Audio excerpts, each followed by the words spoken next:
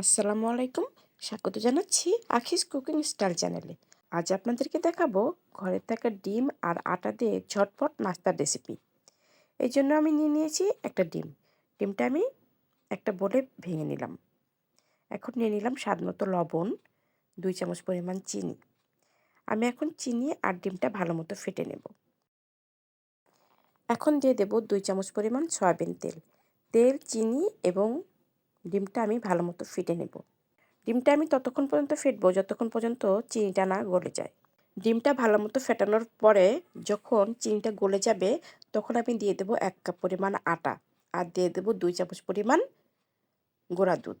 আপনি এখানে ময়দাও ব্যবহার করতে পারেন। এখন আমি এই সমস্ত উপকরণ ভালো মতো এই ডিমের সাথে মিশিয়ে নেব। আটাটা যখন ভালো মতন মেশানো হয়ে যাবে তখন আমি হাত দিয়ে আবারও ভালো মতো মুথে নেব এবং একটা শক্ত ডো তৈরি করে নেব। আমি কিন্তু এখানে 1 ফোঁটাও পানি ব্যবহার করিনি। ডোটা যখন ভালো মতো মুথা হয়ে যাবে তখন চলে যাব পিঠাটা তৈরি করার জন্য। এই জন্য প্রথমেই আমি একটা রুটি বানিয়ে নেব। এখানে আমি একটা বড় রুটি বানিয়ে নিয়েছি এবং রুটির পুরোটা এরকম হয়েছে। এখন আমি একটা ছুরির সাহায্যে পিঠাগুলা কেটে নেব।